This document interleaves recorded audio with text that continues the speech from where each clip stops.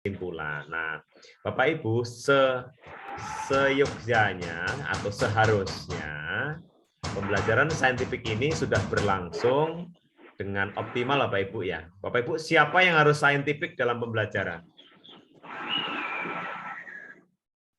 Yang saintifik itu siapanya? Siswa.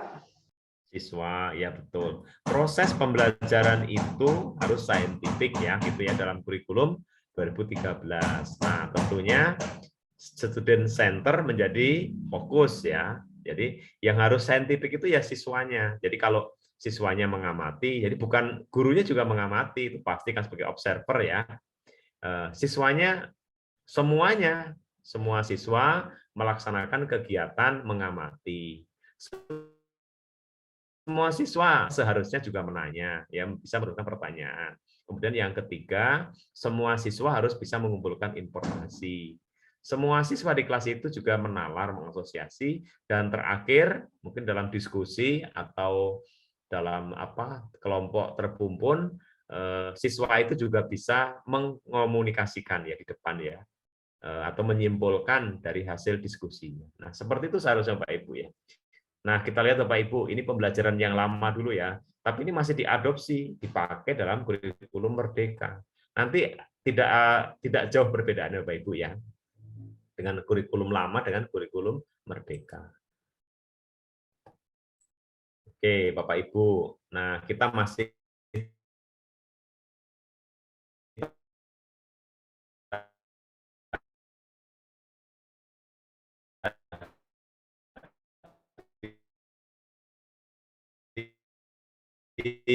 peran kita sebagai guru, sebagai pendidik itu pada tahap mengamati.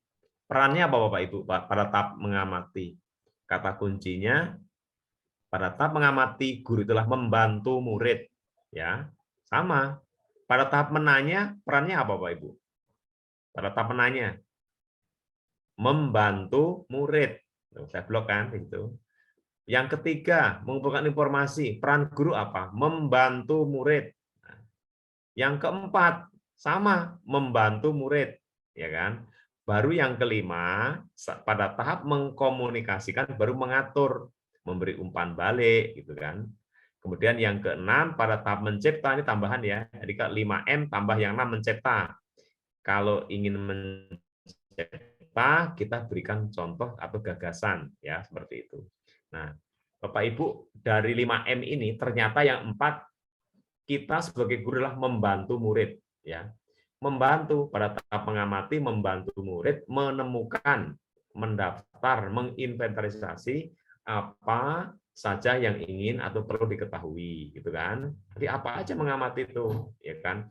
Bisa mengamati dengan panca indera, dengan perabaan, dengan penciuman, dengan mata, dengan semuanya Bapak Ibu ya.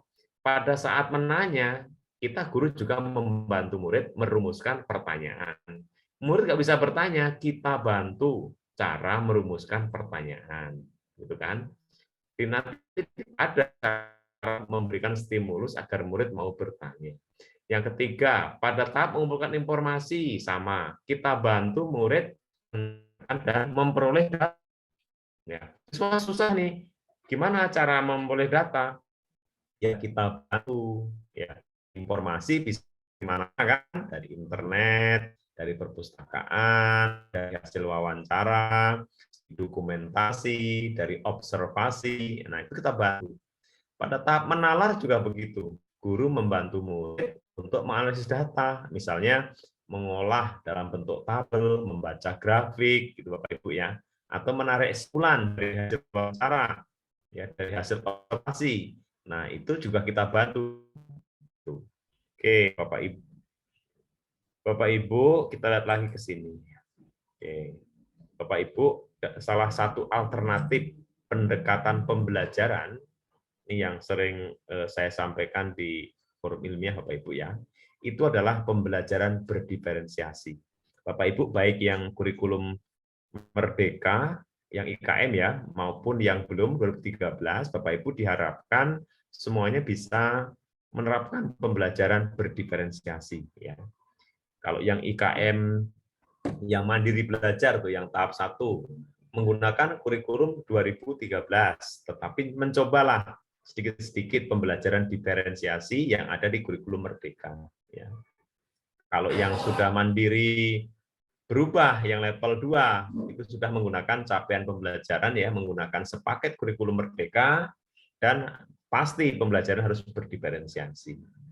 Nah, yang mandiri berbagi yang level 3 itu bukan hanya dipakai untuk sekolah itu sendiri, tapi juga harus berbagi kepada sekolah-sekolah lain.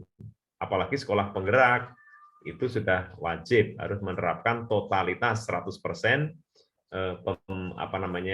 strategi pembelajaran Merdeka, ya, yang diantaranya adalah pembelajaran berdiferensiasi, atau nanti pakai assessment, ya. Assessment-nya adalah assessment model pembelajaran berdiferensiasi. Nah, baik Bapak Ibu, apa itu sedikit ya pembelajaran berdiferensiasi.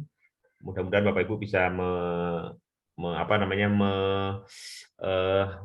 melaksanakan ya pelan-pelan ya, walaupun memang belum semuanya kurikulum Merdeka, tapi walaupun kurikulum 13, pelan-pelan nanti menerapkan ya, mencoba pembelajaran berdiferensiasi ya.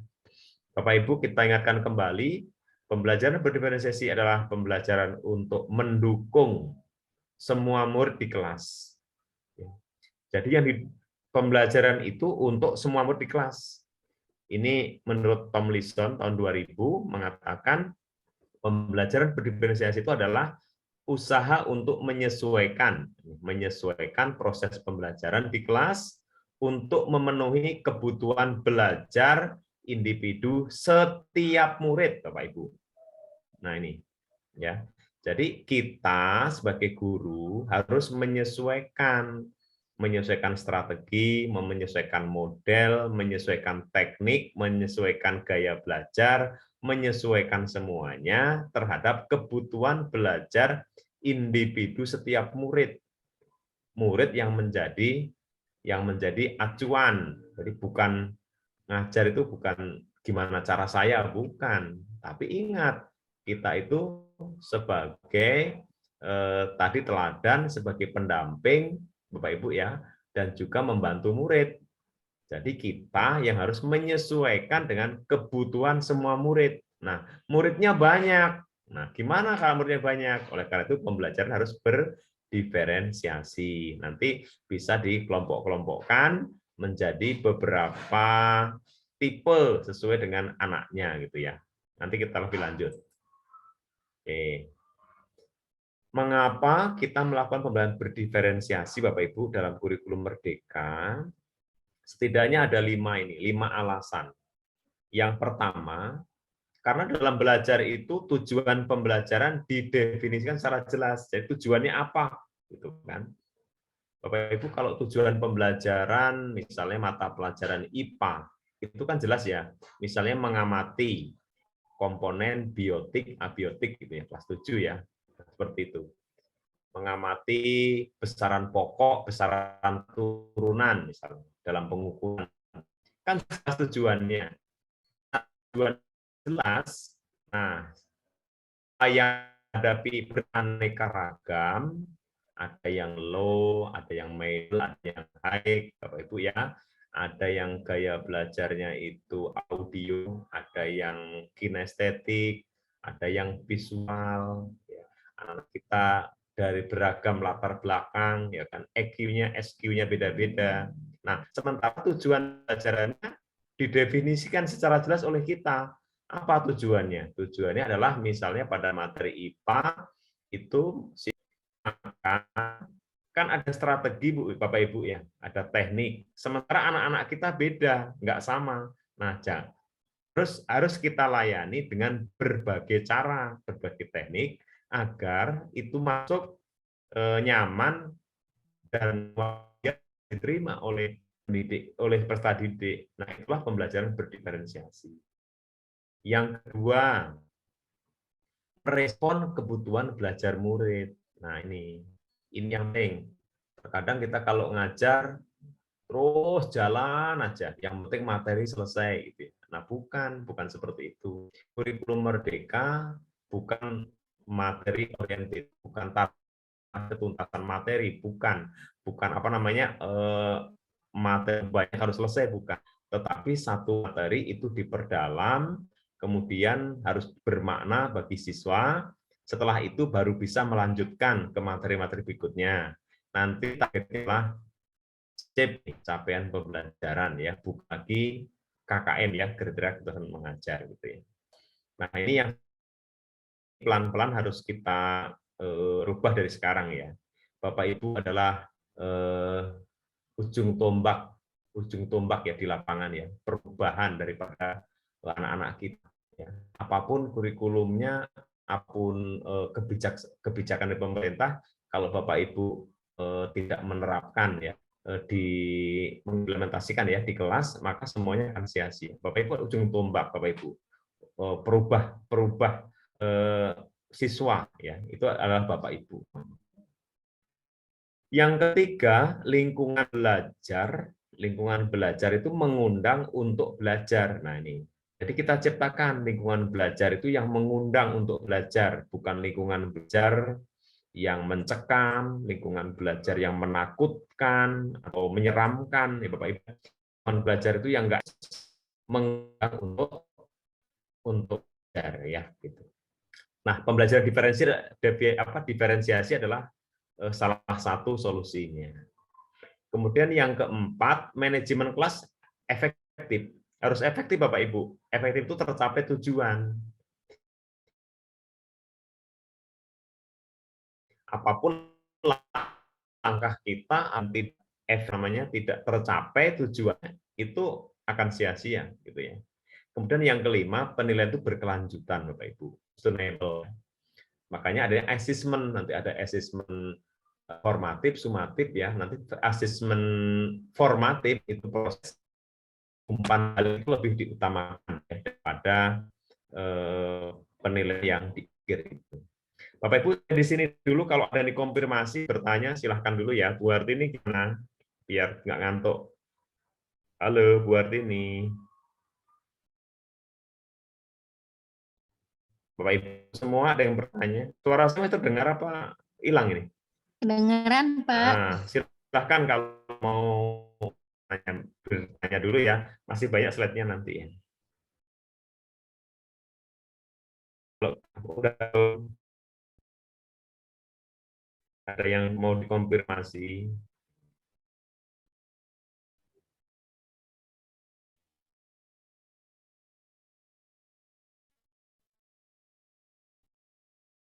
Belum ada kah? Kalau belum lanjutkan ya. Pak. Itu ya.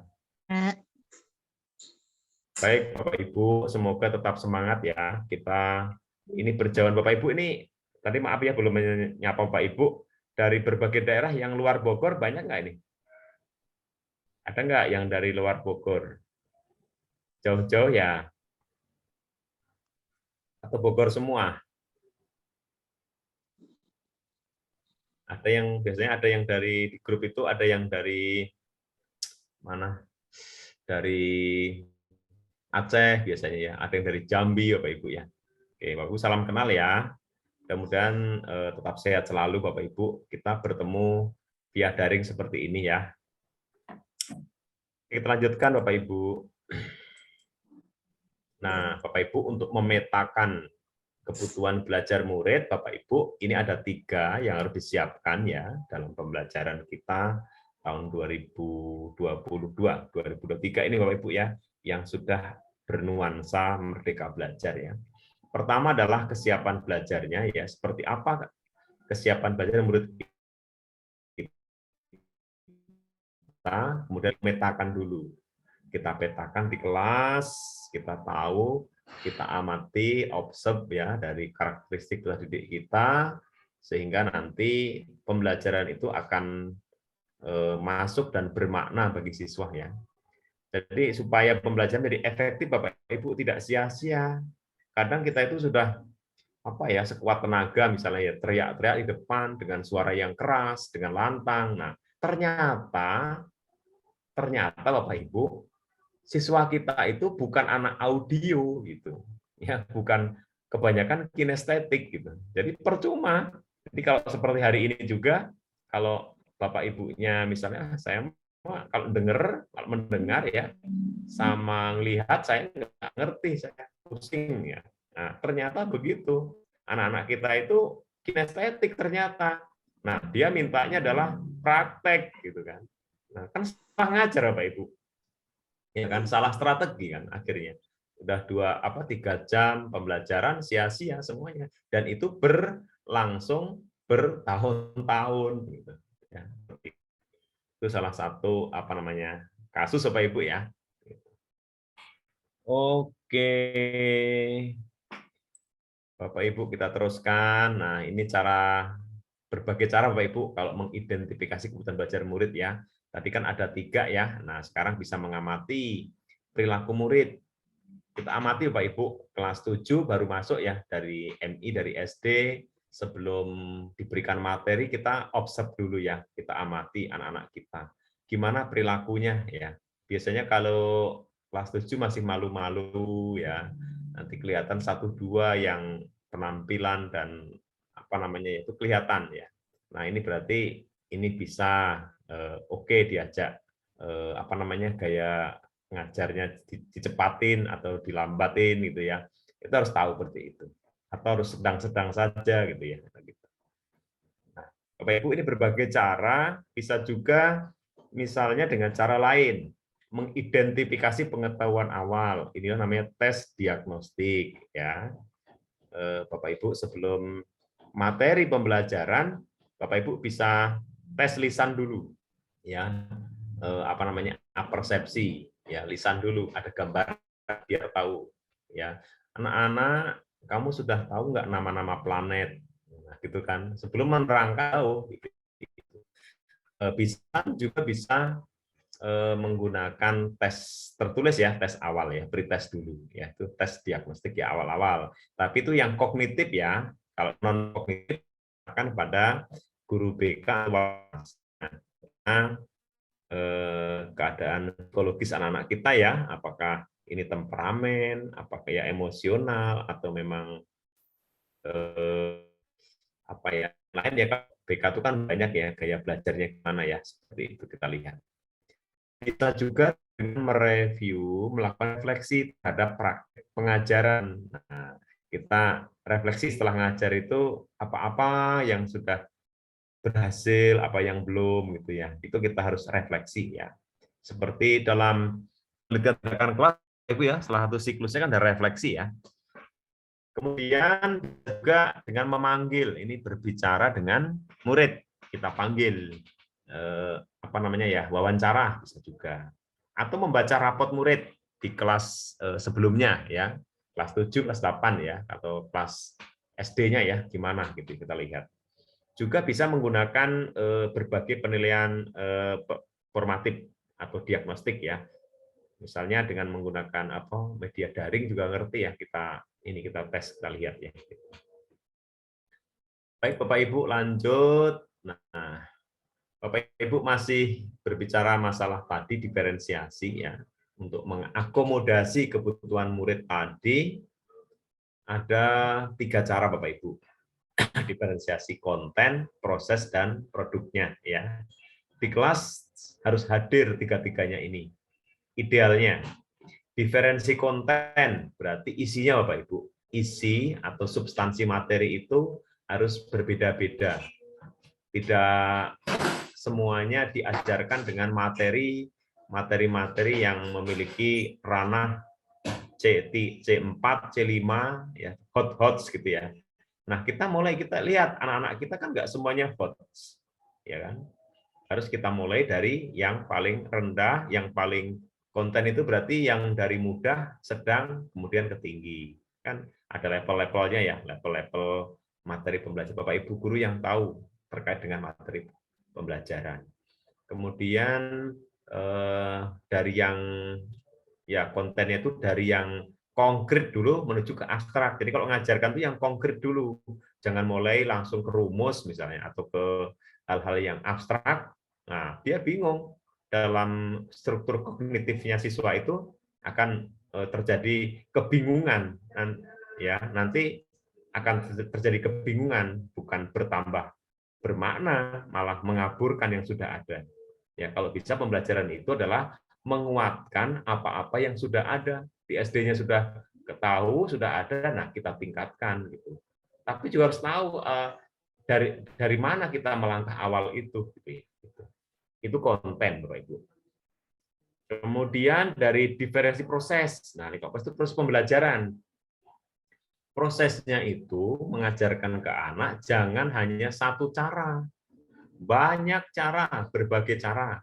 Kalau dia memang tadi nggak bisa menggunakan apa namanya ceramah atau audio, ya kita harus ganti lagi, putarkan film, ya ada gambar, kemudian demonstrasi, hadirkan alat peraga, hadirkan media-media supaya dia melihat.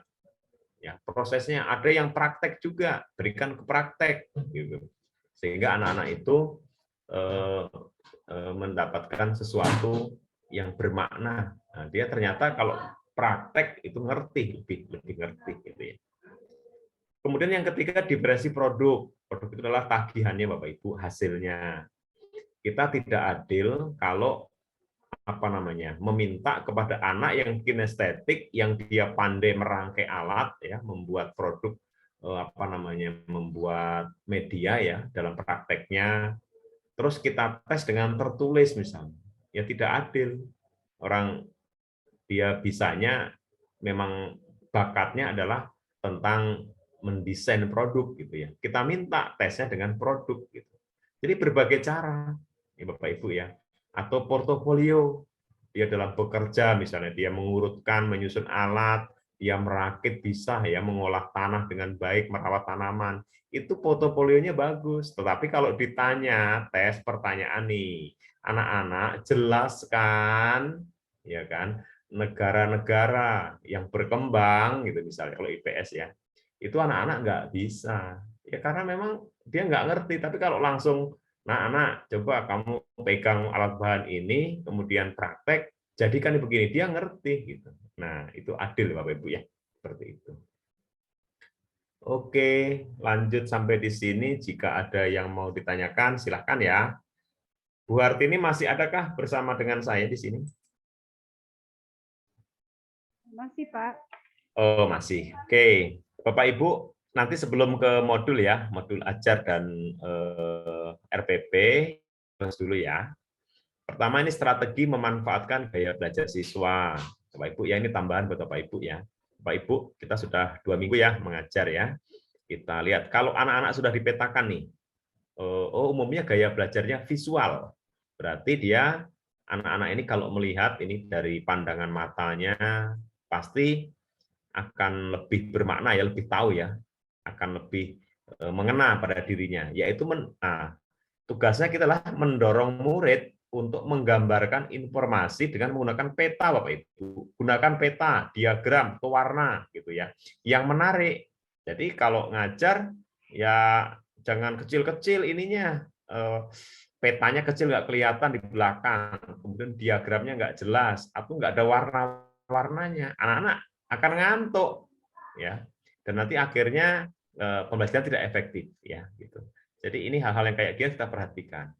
Kemudian yang kedua nih strateginya ya, kalau dia visual misal umumnya, maka guru membagikan salinan frase-frase. Nah ini kunci ya, garis besar mata pelajaran. Nah setelah dijelaskan materi, dibagikan lagi oleh kita poin-poinnya anak-anak, tadi poinnya peta konsepnya kita berikan kepada anak gitu. Karena dia akan melihat setelah diterangkan, ya kan, melihat frase-frasenya akan lebih masuk gitu ya, seperti itu. Kemudian yang ketiga, guru bisa memberi kode warna ya untuk bahan pelajaran dan perlengkapan. Dorong murid menyusun pelajaran mereka dengan aneka warna. Biasanya dikasih stabilo gitu ya, di warna-warna yang poin-poin itu gitu ya. Itu karena kuat ininya apa namanya visualnya dengan melihat itu ya Bapak Ibu ya. Seperti itu.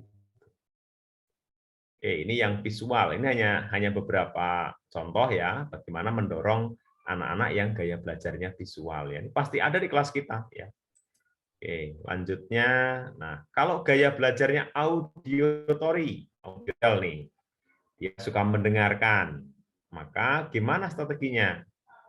guru menggunakan variasi vokal. Nah, ini ada perubahan nada Bapak Ibu. Jadi kita ngajar tuh, Bapak Ibu masih ingat ya, almarhum Kiai Haji Ainuddin MZ ya, penceramah ya. Jadi gimana dia memperlakukan suara beliau itu dengan nada kadang tinggi, kadang rendah, kadang menangis, kadang membangun emosi. Nah, itu anak-anak audiotori senang sekali. Ya, gunakan musik Bapak Ibu. Nah, sambil karaoke nggak masalah.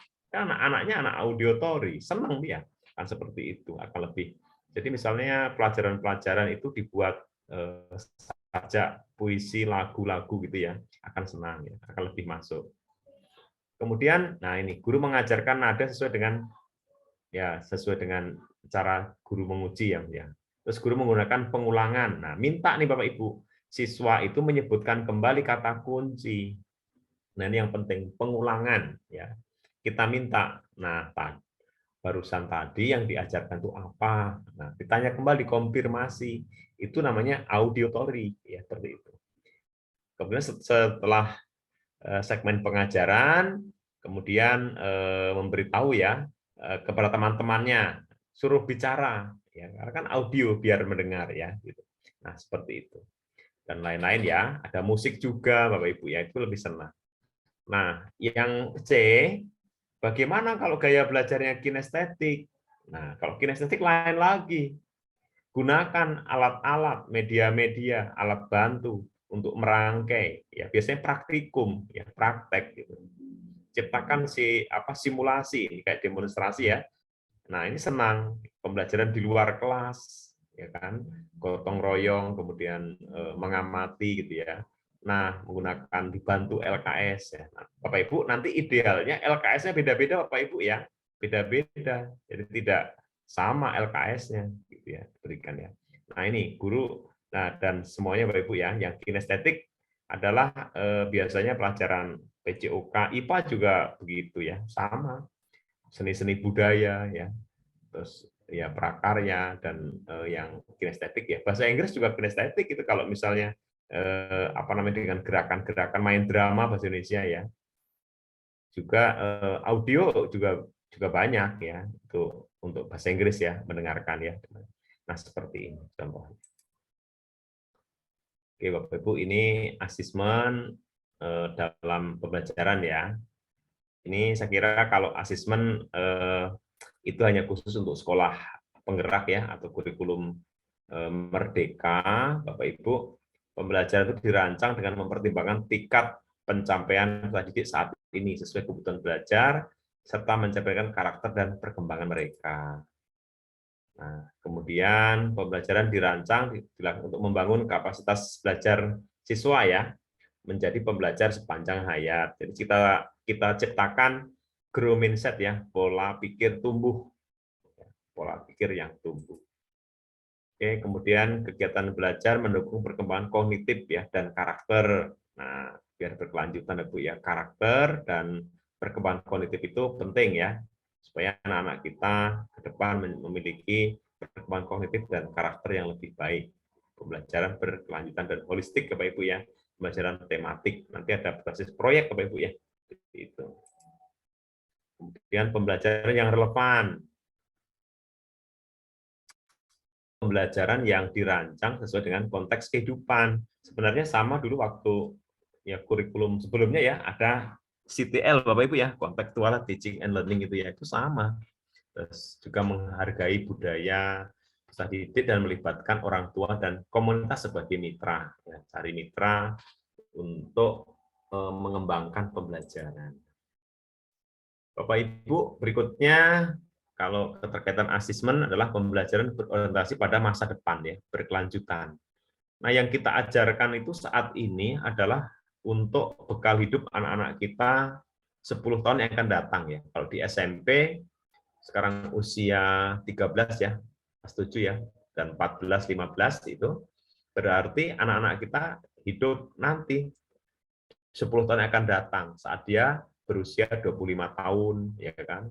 Saat nanti dunia sudah berubah dengan kemajuan ya, teknologi modernnya, mungkin bukan 4.0 lagi ya, sudah 5.0 mengarah ke sana gitu. Nah, pembelajaran sekarang harus seperti itu. berbasis ada STEM, Bapak Ibu ya, pembelajaran inquiry, berbasis project, makanya nanti ada project penguatan project profil pelajar Pancasila ya, seperti itu. Untuk ke depan nanti. Nah, ini ada grow mindset Bapak Ibu, pola pikir tumbuh yang harus kita tanamkan ya sebagai pendidik ya. Pertama, kesalahan dalam belajar itu wajar. Jadi kalau anak-anak kita misalnya dalam belajar itu salah Bapak Ibu ya, itu harus kita terima. Ya, bisa dikomunikasikan dan dicarikan jalan keluar. Jangan sampai menyalahkan anak, ya nggak boleh. Anak itu biar aja, mau salah mau apa namanya salah, ya itu biarin saja. Nanti kan kita lama-lama juga namanya juga belajar ya. Anak bertanya misalnya, bertanya tidak nyambung dengan materi, ya biar saja, nggak apa-apa. Ya, itu dalam rangka menumbuhkan keberanian ya untuk bertanya, gitu ya. Karena memang perkembangan otaknya berbeda-beda sesuai dengan apa itu fondasi awal ya yang dimiliki ya kodratnya masing-masing. Belajar juga bukan tentang kecepatan, tetapi tentang pemahaman, penalaran, penerapan, serta kemampuan menilai secara mendalam ya. Bukan kecepatan, bukan cepat-cepatan menyelesaikan. Kalau yang dulu KIKD ya, KD-nya biar cepat selesai, kompetensi dasarnya ya. Bukan seperti itu. Belajar itu bukan tentang kecepatan, tetapi adalah pemahaman. Sudah paham belum anak-anaknya? Sudah bisa belum menalar, belum menerapkan apa sudah bermakna apa belum bagi dia? Jangan hanya sekedar menyelesaikan tugas, gitu. Hanya rutin, gitu ya. Dan yang ketiga, ekspektasi guru yang positif tentang siswa itu sangat mempengaruhi performance ya penampilan tadi. Jadi kita semua anak itu juara Bapak Ibu. Semua anak itu hebat gitu ya. Ini nggak ada yang anak itu yang bodoh, nggak ada. Ya, punya kemampuan semua juara. Jadi kalau ada 32 siswa, ya 32 juara semua dengan caranya masing-masing. Ya. Tapi kalau Bapak Ibu uji dengan tes dengan satu cara tes, nah itu ketemu hanya beberapa orang yang pintar. Nah, padahal yang lain itu harusnya saya dites dengan cara saya gitu, cara praktek gitu ya, bukan tesnya bukan dengan cara tulis gitu ya. Jadi gitu ya. Asesmennya kita perbaiki. Setiap SD adalah unik Bapak Ibu, memiliki jalan peta belajar beda-beda. Tidak perlu dibandingkan, nggak ada ranking. Kalau dibandingkan ini itu, kamu nggak bisa, itu aja pinter, gini-gini, ya nggak boleh. Ya, nggak usah banding-bandingkan. Orang kita hadir kita di kelas adalah untuk siswa. Siswa yang hadir di sekolah kita itu semuanya ingin mendapatkan bantuan dari kita. Semua dilayani, nggak usah banding-bandingkan. Kemudian lingkungan belajar ya di sekolah rumah harus kondusif, mendukung untuk belajar, kerjasama dengan orang tua ya. Kemudian melatih dan membiasakan tadi D, melakukan penilaian diri assessment ya. Nah, ini nanti dibiasakan aja mungkin di kelas itu penilaian diri ya, biar jujur ya menilai, kemudian antar teman juga refleksi juga umpan balik ya. Kemudian apresiasi umpan balik adalah hal yang sangat penting Bapak Ibu ya. Nah, kita biasakan umpan balik. Oke, Bapak Ibu sampai di sini Bu Harti ini kalau ada dulu yang bertanya sebelum lanjut. Halo Bu Harti ini. Bapak Ibu semua masih adakah kehidupan?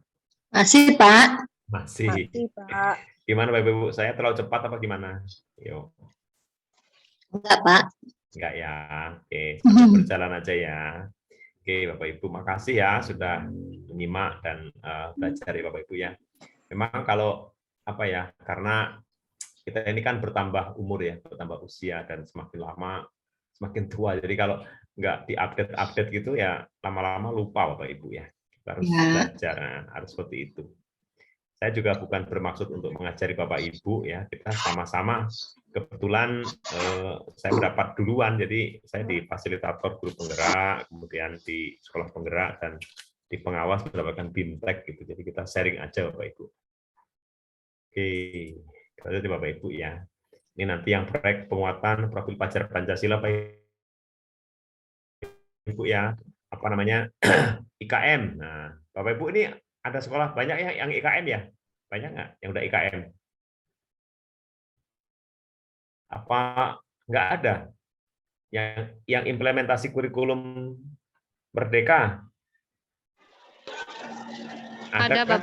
Ada kan? Nah, kan kelas 7 nanti walaupun yang level 1 yang mandiri belajar itu sudah pelan-pelan ini membuat proyek P5 penguatan pelajar Pancasila ya, tapi nanti nggak boleh merusak struktur yang ada di KUR 13 ya. Cuma pelan-pelan aja ya. Nah, ini Pancasila kan definisinya ya, kegiatan pembelajaran berbasis proyek yang dirancang untuk menguatkan upaya mencapai kompetensi dan karakter sesuai dengan profil pelajar Pancasila ya. Jadi kegiatan pembelajaran ya, basis proyek kita rancang. Pelaksanaannya dilaksanakan dalam berbagai aktivitas berbasis proyek, Bapak Ibu, terintegrasi semua mapel, jadi tidak terpisah-pisah. Alokasinya 25%. Kalau yang level 2 mandiri berubah, itu biasanya kalau mata pelajaran IPA 5 jam jadi 4, yang satu buat proyek ini ya disisihkan. IPS 4 jam misalnya, 3 dan 1. Bahasa Indonesia misalnya 6 jam, biasanya ya itu nanti 5 dan 1. Seperti itu, disisihkan buat alokasi ini ya. Nanti bisa sistem blok ya, kalau blok seminggu itu adalah melaksanakan proyek, minggu depan belajar itu ya, seperti itu boleh juga. Tergantung manajemen di sekolah ya. Tapi nanti dilihat dulu apa namanya modul proyeknya seperti apa ya. Kalau modulnya itu adalah continue dilaksanakan terus, kalau dihentikan akan rusak misalnya atau berbahaya, nah harus lanjut gitu. Tergantung timeline-nya dibuat dulu ya. Nah, Bapak Ibu kenal ya Bapak Ibu ya dengan profil pelajar Pancasila ya. Profil pelajar Pancasila itu ya ini yang 7 ini Bapak Ibu, 7 tema ya, 7 tema. Temanya dulu bukan profilnya. 7 tema yang bisa dijadikan proyek itu ada ya ada 7 ya. Nanti dari 7 ini SMP pilih yang 3 ya, minimal 3. Oke. 1 gaya hidup berkelanjutan, 2 kearifan lokal, 3 Bhinneka Tunggal Ika, 4 bangunlah jiwa dan raganya, 5 suara demokrasi, 6 berrekayasa ya teknologi, dan 7 kewirausahaan. Nanti pilih dari 7 ini hanya 3. Ya, sebenarnya ini tema-tema seperti ini kan tema Bapak Ibu ya, tema besar. Tema besar itu Bapak Ibu bisa di breakdown, diturunkan menjadi judul-judul kecil ya. Gaya hidup berkelanjutan. Nah, misalnya apa itu? Misalnya membuat tempat bak penampungan sampah gitu ya. Berkelanjutan ya. Atau penanaman pohon gitu kan di breakdown ke sana. Nah, kearifan lokal misalnya dengan tari-tarian lokal, dengan usaha apa ya, yang lokalnya yang ada di daerah itu ya, itu bisa dikembangkan. Ya dan lain-lain ya. Bhinneka Tunggal Ika juga begitu bisa ya. Bangunlah jiwa dan raganya, suara demokrasi, berrekayasa sampai kewirausahaan.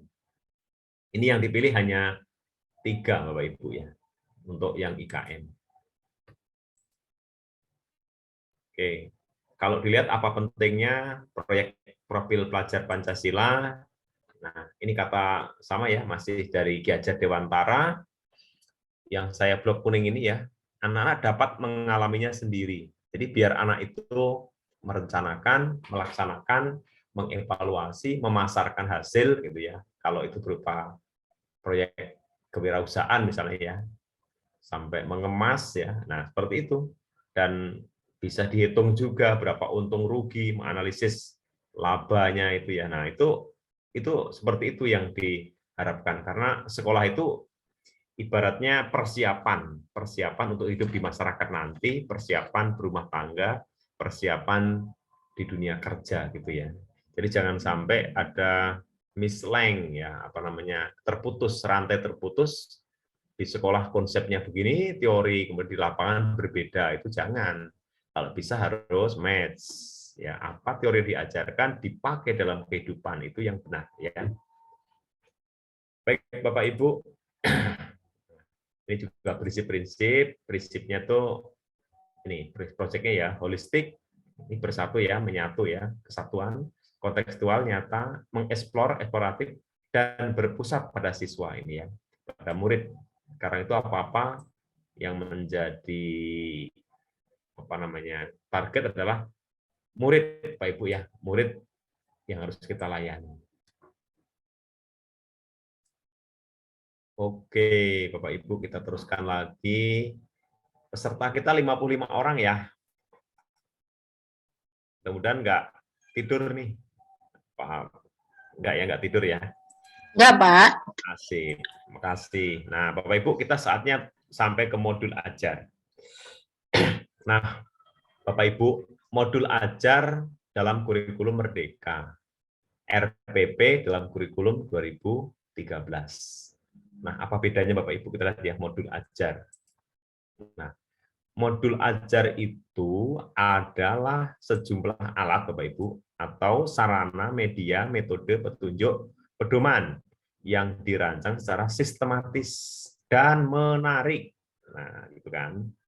Nah, tapi komponennya memang luar biasa. Makanya disebut dengan RPP Plus. RPP Plus ya. Karena memang komponennya sangat banyak ya, gitu. Konsepnya apa namanya? Menyiapkan pembelajaran itu mengajar dengan menyiapkan perangkat pembelajaran itu lebih baik dibandingkan dengan mengajar tanpa punya perangkat ya gitu. Walaupun Bapak Ibu udah pengalaman banyak misalnya. Oh, saya mah kalau ngajar di kelas bawa orang doang, bawa badan doang udah hafal semuanya. Nah, itu seperti itu ya. Nah, itu tidak belum lebih optimal ya, tidak efektif karena tidak bisa dievaluasi nantinya ya. Lebih baik mempunyai perangkat dan bisa digunakan ya daripada tidak punya gitu ya. Nah, modul ajar merupakan implementasi dari alur tujuan pembelajaran yang dikembangkan dari CP ya Bapak Ibu. Nanti dalam kurikulum Merdeka itu yang menjadi apa namanya paling tinggi itulah CP, capaian pembelajaran. CP itu nanti ada permapel ya sesuai dengan Permendikbud yang terbaru. Itu nanti bisa di-download ya Bapak Ibu, cari ya CP pembelajaran yang terbaru tahun 2022 ya, setiap mapel beda-beda. Dan CP itu berlaku dicapainya ya, kan namanya CP. Itu dicapainya selama 3 tahun. Artinya kalau kelas 7 dia belum berhasil, bisa kelas 8 atau kelas 9 gitu ya. Jadi tidak harus tuntas di kelas 7 karena kan 3 tahun gitu ya. Dengan CP mapel. Nah, itu nanti menujunya kepada profil pelajar Pancasila. Ya. Bapak Ibu udah baca CP-nya belum? CP, capaian pembelajaran. Yang kelas 7. Ya. Nah, CP-nya itu apa ya? Nanti di CP itu ada elemen. Ya, elemen dari CP itu beda-beda.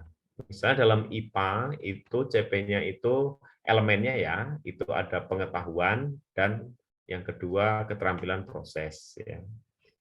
Ya sebenarnya hampir mirip-mirip dulu waktu KD pengetahuan, KD keterampilan gitu ya. Kalau dalam matematika itu CP-nya itu pada misalnya bilangan ya kan, aljabar, geometri gitu ya Bapak Ibu ya. Nah, seperti itu. Kalau di bahasa itu CP-nya elemennya ya, maaf ya. Itu seperti menyimak Bapak Ibu ya, membaca, menulis, ada memirsa ya kayak gitu nanti. Nah, itu beda-beda Bapak Ibu ya. Nah, kemampuan itu harus kita kembangkan. Guru perlu memahami konsep mengenai modul ajar agar proses pembelajaran itu lebih menarik dan bermakna. Jadi Bapak Ibu langkah pertama kalau sudah menerapkan IKM level 2, 3 atau yang sekolah penggerak, Bapak Ibu adalah membaca CP-nya. Ya, CP itu kemana? Kalau dia CP-nya itu kata awalnya diawali dengan menganalisis misalnya. Kalau dalam IPA itu kan ada menganalisis misalnya ya. Menganalisis hubungan kalor dengan perubahan zat gitu kan. Nah, berarti Bapak Ibu itu sudah menganalisis itu adalah udah C4. Ya, berarti Bapak Ibu membuat alur pembelajarannya, ATP-nya harus model-model menganalisis gitu. Kita lihat baca nanti CP-nya itu apa yang diharapkan ya, atau memahami biasanya, atau menciptakan, atau membuat. Biasanya kalau yang keterampilan membuat proposal, misalnya membuat, ya berarti harus yang praktek-praktek gitu ya. Kita pahami seperti itu. Oke Bapak Ibu, kita teruskan. Nah, Bapak Ibu, ini adalah komponen dalam modul ajar ya. Barangkali Bapak Ibu udah pernah mendengar ya sebelumnya, modul ajar itu seperti apa strukturnya ya. Jadi isinya pertama informasi umum, itu seperti biasa ya, ada identitas sekolah, kompetensi awalnya apa, cantumkan juga profil pelajar Pancasila yang akan dicapainya, tuliskan sarana prasarana, target siswanya berapa, dan model pembelajaran yang digunakan. Ya.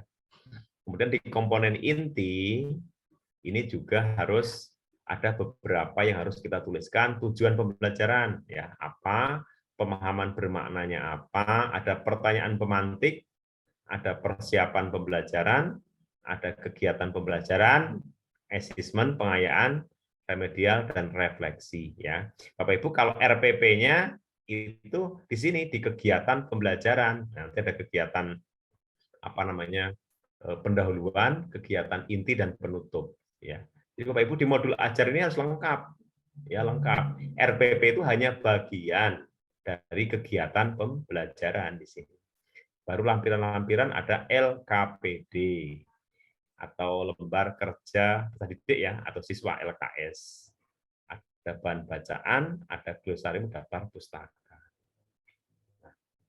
Guru dalam satu pendidikan diberi kebebasan untuk mengembangkan modul ajar sesuai dengan konteks lingkungan dan kebutuhan belajar peserta didik. Nah, beri kebebasan tuh. Sesuai konteks lingkungannya apa? Lingkungan agraris, lingkungan industri, lingkungan apa pariwisata misalnya ya, dan kebutuhan belajarnya. Modul dilengkapi dengan komponen yang berdasar dalam proses penyusunan ya Bapak Ibu ya, seperti ini.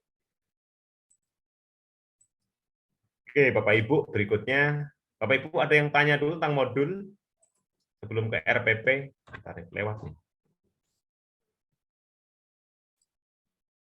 Gimana Pak Ibu?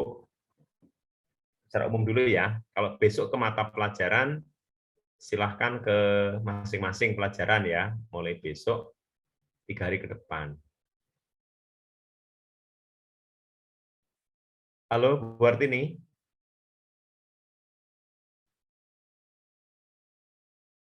Bapak Ibu masih mendengar suara saya? Masih, Pak. Masih, Pak. Masih, Pak. Sangat jelas, Bapak. Oh, enggak dikirain saya ngomong. Kayaknya enak, Pak. Jadi kita terlena, Pak. Oh, tidak. Oh, gitu. Dikirain nanti tidur gitu, nggak ada siapa-siapa. Saya ngomong sendiri. Masih rame, Pak. Mohon maaf tadi keluar masuk Pak sinyal. Oh iya, nggak apa-apa. Iya nggak apa-apa, Bapak Ibu. Oke, makasih Bapak Ibu ya udah menyimak. Enggak dikira saya ngomong sendiri, terus kayak orang itu Bapak Ibu ngomong sendiri Enggak, Pak. gitu. Oh, enggak. Malah suaranya Bapak mirip Pak Jokowi, Pak. Oh, iya, saya orang Solo sama ya. Ya gini, emang logatnya memang logat orang Jawa, Pak Ibu. Tapi saya tinggal di Bogor, Pak Ibu. Di Bogor udah lama, yang namanya ini kan logatnya begini nggak bisa hilang. Inilah kodrat Bapak Ibu ya. Seperti ini. Oh iya, susah Bapak Ibu semuanya. Ya. Oke. Baik Bapak Ibu, terima kasih atas kesetiaannya ya. Berikutnya adalah rencana pelaksanaan pembelajaran ya. Ini RPP dalam kurikulum 2013 ya, yang masih kita gunakan ya Bapak Ibu ya. Bapak Ibu, ini sekedar mengingatkan kembali, pembelajaran sudah berlangsung ya. Sudah tanggal 18 kemarin ya, dan sekarang sudah efektif ya, diharapkan sudah efektif. Ini mengingatkan kembali ya, jadi tidak ada yang baru sebenarnya. Tapi memang kalau nggak diupdate, Bapak Ibu akan lupa ya, ingatkan kembali.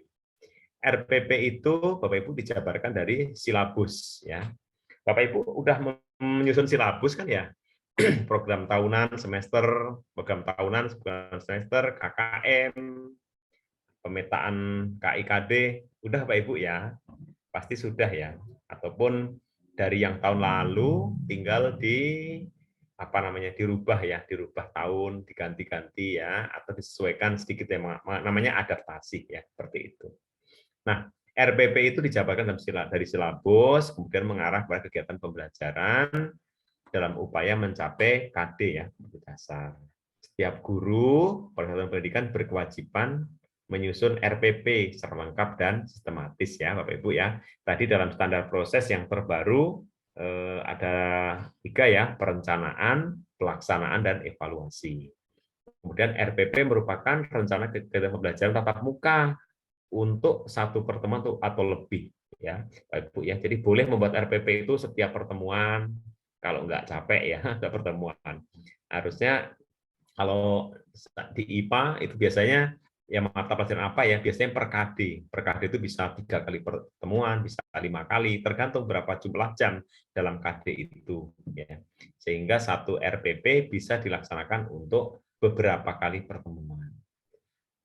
Yang keempat, guru merancang penggalan RPP untuk setiap pertemuan yang disesuaikan dengan penjadwalan. Ya, itu maksudnya tadi yang disusunnya dirancang sesuai dengan jadwal yang ada ya. Jadi masuknya hari apa, Bapak Ibu? Misalnya pelajaran matematika itu hari Senin dan hari Jumat. Berarti setiap hari itu masuk ya, seperti itu. Sesuai dengan jam. Nah, Bapak Ibu mengingatkan kembali bahwa prinsip umum menyusun RPP itu setidaknya ada 8 ya. Bapak Ibu kita diskusi lagi ya tentang menyusun RPP Bapak Ibu ya. Yang pertama harus memperhatikan perbedaan individu. Nah, jadi kalau pembelajarannya berdiferensiasi, maka RPP-nya seharusnya berdiferensiasi ya. Jadi beda-beda untuk melayani seluruh peserta didik ya. Nah, karena nggak mungkin melayani yang sebanyak itu, biasanya kelas itu dikelompokkan menjadi ada yang siswa kelompok audio, kelompok kinestetik, dan kelompok visual ya. Atau yang slow learner ya, yang rendah atau yang high ya, high learner ya, pembelajar tinggi yang udah oke gitu ya. Kemudian RPP itu harus berpusat pada peserta didik karena pembelajarannya juga saintifik, berpusat pada siswa. Berbasis konteks ya, konteksnya berarti apa isi dari materi KD itu gitu ya. Kalau misalnya tadi menganalisis atau menciptakan atau membuat ya berarti harus ke sana KD-nya ya, RPP-nya. Berorientasi kekinian. Nah, Bapak Ibu harus selalu mengupdate ilmu pengetahuan, baik melihat informasi yang terbaru ya di dunia sekarang berkembang dengan luar biasa tanpa batas-batas Bapak Ibu ya. Nah, kekinian Bapak Ibu sekarang dengan media teknologi dan informasi ya. Mengembangkan kemandirian belajar. RPP kita susun agar anak-anak kita itu bisa mandiri ya. Belajarnya bisa suatu saat dia bisa mandiri ya. Jika sudah selesai sekolah lulus ya, kemandirian akan terbentuk dalam pribadi siswa. Kemudian yang keenam, memberi umpan balik dan tidak lanjut pembelajaran. Umpan balik, tidak lanjut, selalu diberikan ya. Nanti ada feedback ya, itu yang menguatkan. Nah, Bapak Ibu mungkin sering memberikan tugas, ulangan dan sebagainya ya, lembar kerja siswa ya, LK itu setelah dikerjakan siswa, kemudian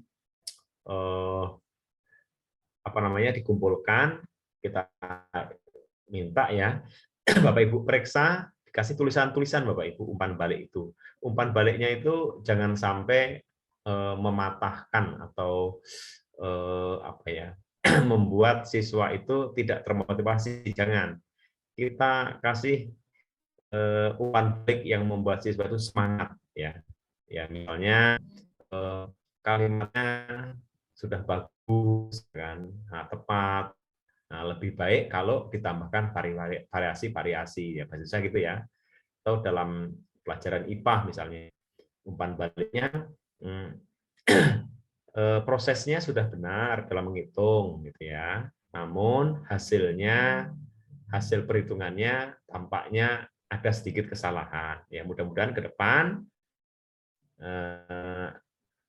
kalian bisa teliti gitu ya. Seperti itu Bapak Ibu, yang memberikan semangat.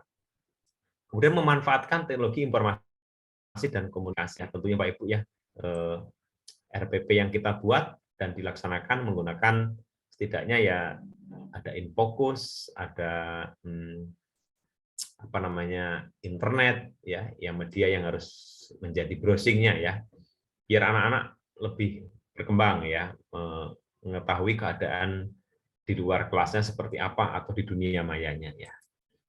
Oke, Bapak Ibu, kalau format RPP masih sama, Bapak Ibu. Walaupun yang terbaru oleh Pak Menteri, RPP itu hanya 1 lembar, Bapak Ibu pernah dengar ya. Hanya apa namanya berupa isi, kemudian pengalaman kegiatan mengajar dan evaluasi. Hanya itu 3 ya, tujuan sama kegiatan pembelajaran dan evaluasi ya, maaf ya, ada 3. Namun Bapak Ibu, saya tidak apa namanya menyarankan seperti itu. Walaupun itu memang simpel Bapak Ibu ya, enak ya pakai Pak Ibu. Cuma kan kalau tidak lengkap kemudian tidak bisa digunakan buat apa ya.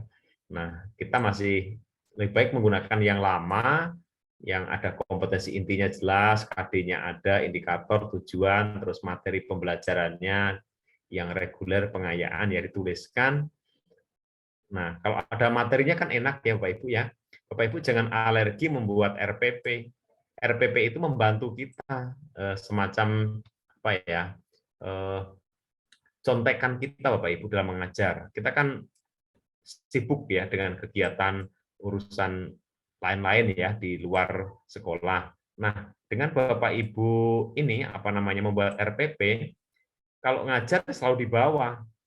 Selalu di bawah, jadi ingat materinya apa, ya kan? Yang akan diajarkan apa, yang akan dievaluasi apa, jadi membantu ya. Jadi buatlah RPP yang dilaksanakan, bukan RPP yang disimpan, dijilid rapi, disimpan, ditumpuk, hanya sekedar apa namanya menyenangkan pihak tertentu, pengawas dan semuanya. Jangan, buat apa? RPP itu RPP yang benar-benar kita laksanakan ya. Oke, Bapak Ibu, tentu berikutnya ada metode ya, pembelajarannya apa problem based learning, apa project, apa inquiry, Bapak Ibu apa diskusi gitu ya. Media alat tulis, sumber belajar dan langkah-langkah. Nah, ada pertemuan pertama, pertemuan kedua. Inilah RPP yang dibuat beberapa kali pertemuan ya. Nah, kegiatan pembelajaran masih ingat Bapak Ibu ya, pasti ada pendahuluan, inti dan penutup. Di pendahuluan Bapak Ibu selain mengucapkan salam ya kepada anak-anak, selalu mendoakan ya, berdoa dan sebagainya, ada persepsi Bapak Ibu mengingatkan pembelajaran yang lalu seperti apa, kita pancing dulu Bapak Ibu untuk mendapatkan pembelajaran yang baru ya. Baru kegiatan inti itu. Ingat kegiatan inti adalah saintifik Bapak Ibu ya, 5M tadi ya, peran kita membantu. Mungkin anak-anak dari kita tayangkan video dulu, kita tayangkan film-film dulu biar anak mengamati. Dari mengamati nanti pasti ada bertanya gitu ya. Nah, itu kita biasakan selalu seperti itu. Dalam Merdeka Mengajar juga sama ya, seperti itu sebenarnya, tidak terlalu jauh berbeda. Mungkin settingnya yang agak berbeda. Kalau dalam Merdeka Belajar dengan pembelajaran diferensiasi, anak-anak bisa mungkin belajar di kebun, anak-anak bisa sambil berjalan gitu ya, bisa lesehan gitu ya, seperti itu. Tapi sebenarnya itu juga diterapkan di kurikulum 2013 ya. Untuk kegiatan penutup Bapak Ibu jangan lupa dengan refleksi Bapak Ibu ya, selalu anak-anak menyampaikan kembali, ditanya ya apa yang diperoleh hari ini, kemudian sebagai guru menguatkan pelajaran hari ini adalah seperti ini yang kita dapatkan dan ditambah dengan rencana pertemuan berikutnya mau apa gitu ya, seperti itu. Oke, kemudian di penilaian Karena KUR 13 masih ada 4 penilaian ya, sikap spiritual, sosial, pengetahuan, dan keterampilan ya Pak Ibu ya. Sikapnya kita nilai baik yang spiritual maupun sosial. Akhirnya seperti ini dan selesai. Bapak Ibu selesai sudah. Kalau misalnya ada yang mau bertanya atau diskusi, ayo kita diskusikan sekarang ya, silakan. Selanjutnya saya serahkan kembali ke Bu Hartini ya. Bu Hartini. Halo Bu Hartini.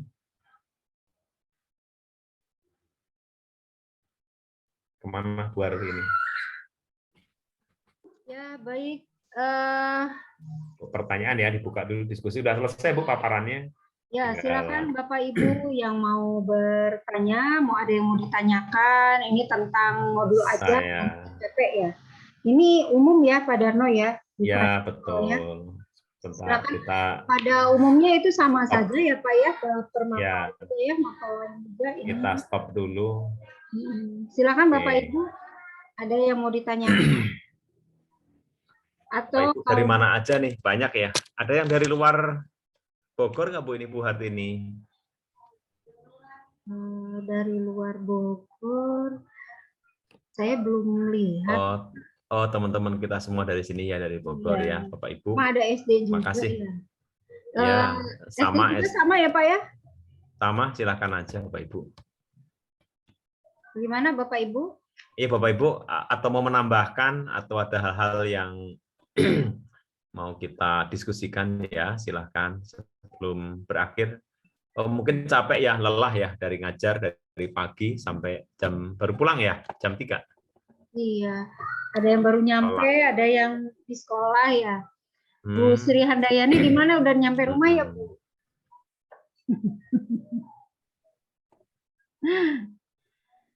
Kenapa Bu Sri Handayani? Bu Sri Handayani kayak semangat banget nih. Udah nyampe rumah Pak, barusan. Oh iya. Segar. Segar ya. Besok harus kerja lagi kan, harus segar. Silahkan Bapak Ibu, kalau ada yang mau dikonfirmasi terkait dengan kurikulum Merdeka, kemudian modul ajar dan RPP ya. Kemudian saya bisa memberikan jawaban ya buat Bapak Ibu.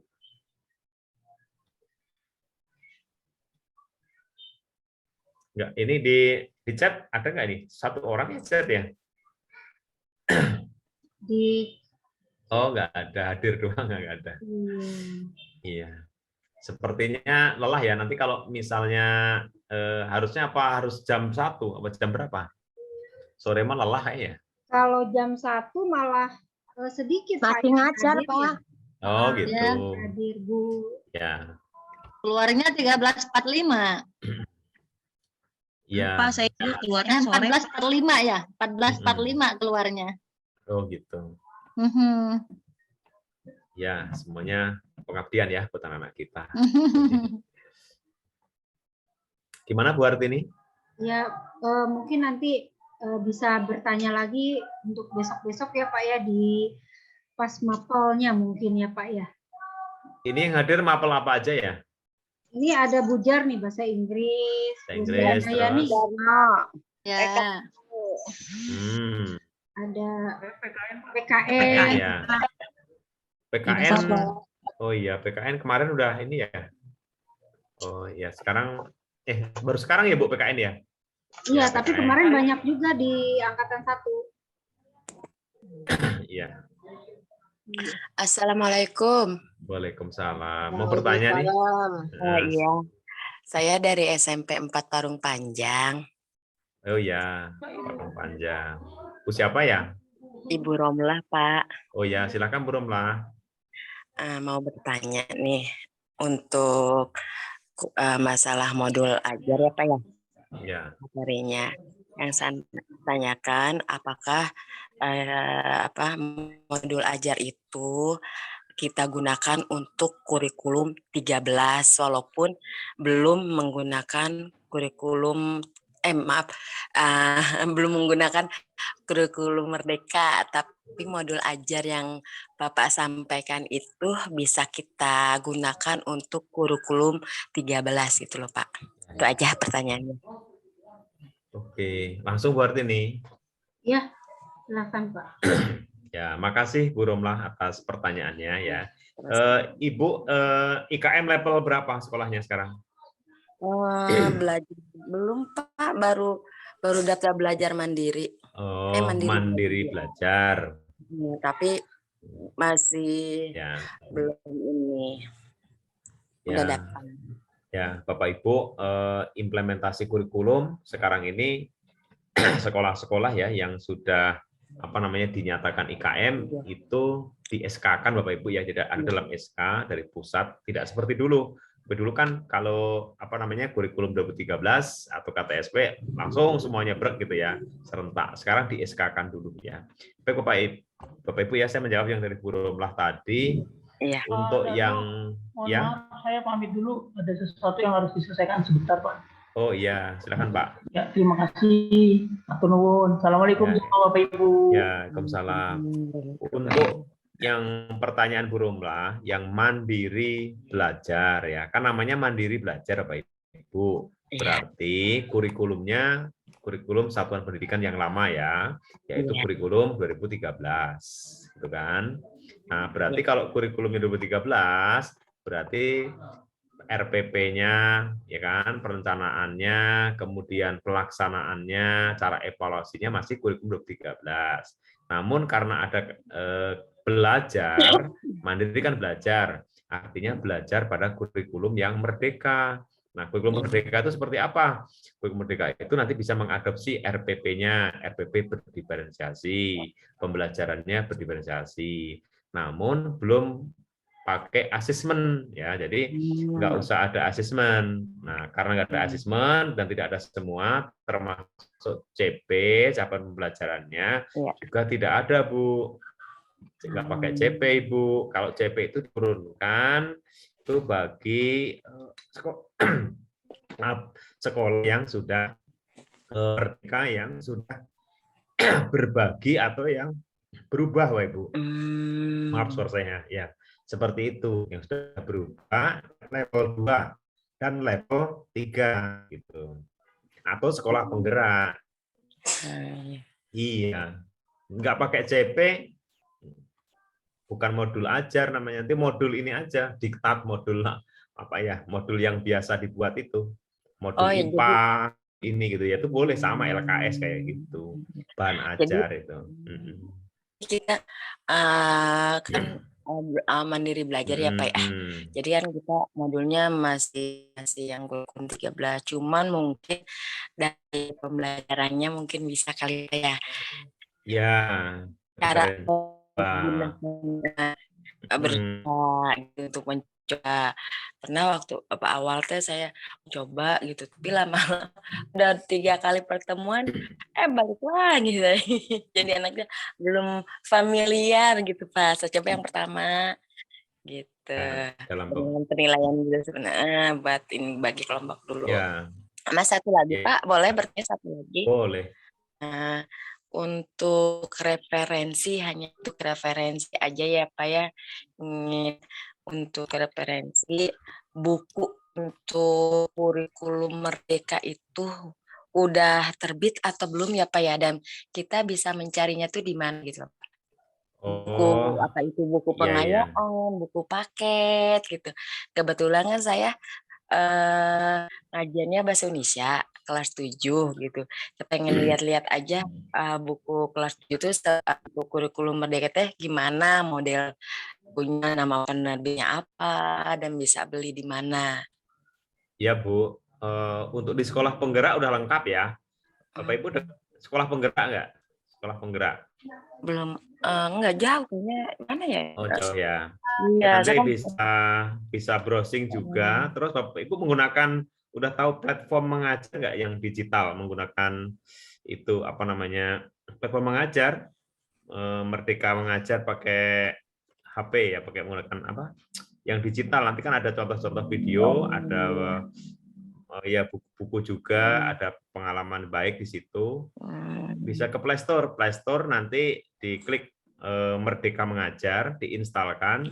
Setelah itu nanti Bapak Ibu ada berbagai praktek pembelajaran terbaik Ibu download ya, atau ditonton langsung juga bisa, streaming ya, gitu.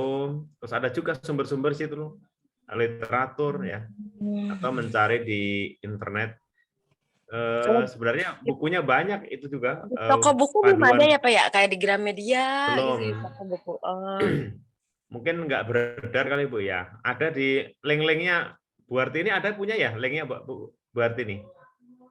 Kalau Link buku kayaknya panduan siswa, buku itu ada loh. nggak tahu Bu Pak. Ada Kalau kemarin itu sekolah saya kan ngasih link. dikirim buku guru, buku siswa. Oh, dikirim ya? Iya, ada.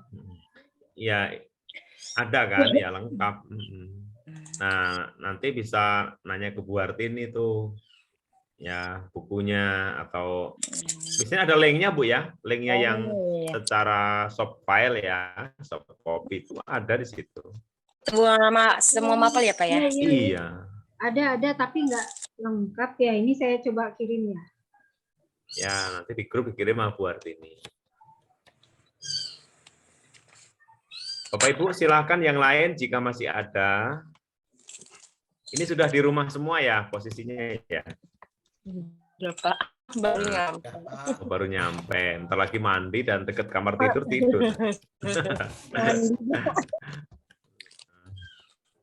Ya, Aku nuhun waduh, ini Bapak atas ya informasinya. sama-sama. Nah, ada Pak Eko tuh, Pak Eko Budi Seputro hadir. Ya, Pak. Pak Eko, ya sehat Pak Eko. Ya, Ya. tadi jam 3-an. Udah lebih. Ya, mantap. Mana kabarnya Pak? Baik. Baik, Pak. Alhamdulillah ya.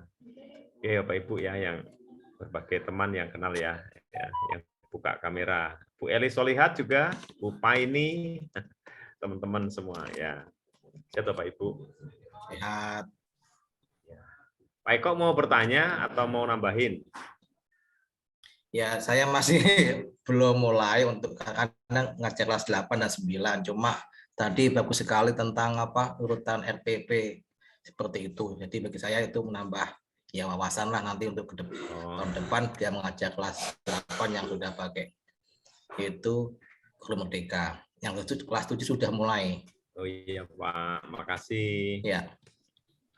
Ya Bapak Ibu, sekali lagi RPP yang kita buat ya ataupun modul ajar adalah untuk diterapkan di kelas kita Bapak Ibu ya. Ya. Tidak lagi buat dokumen ya. Kalau nanti diminta misalnya buat KSP kan KTSP ya, itu kan diminta sampel-sampel, yaitu silahkan dibendel untuk ditandatangankan ya, disahkan gitu ya. Tapi yang benar RPP itu kita laksanakan di kelas ya. Bedanya gini, sekarang ini kita banyak kepada kepada murid kita Bapak Ibu ya, perhatian. Ada LKPD-nya Bapak Ibu ya, lembar kerjanya gitu. Itu bedanya cuma itu. Kita sebagai fasilitator untuk memfasilitasi peserta didik dalam pembelajaran. Buat ini jika sudah cukup dan tidak ada, kita sudahin sampai di sini. Ya, oke. Saya kembalikan ke Bu Harti. Ya, terima kasih Pak Sudarno. Baik Bapak Ibu, rekan-rekan semua ya, karena di sini juga waktu sudah menunjukkan pukul 16.18. Bila Bapak Ibu sudah tidak ada lagi yang mau ditanyakan, kita akhiri saja pertemuan ini. Bila misalnya pas nyampe rumah, oh iya ada pertanyaan, silahkan mengajukan di grup ya, atau lewat Japri, nanti akan saya sampaikan ke Pak Sudarno. Demikian Bapak Ibu untuk pelatihan hari ini ya, hari pertama. Nanti kita akan sambung lagi di hari kedua, ketiga dan keempat. Ya, semoga kita selalu dalam keadaan sehat ya, dan tidak ada kendala ya di perjalanan. Ya, alhamdulillahirabbil alamin. Kita tutup. Assalamualaikum warahmatullahi wabarakatuh. Waalaikumsalam. Ya, mari Bapak Ibu. Terima kasih Pak Sudarno. Sudarno. Silakan.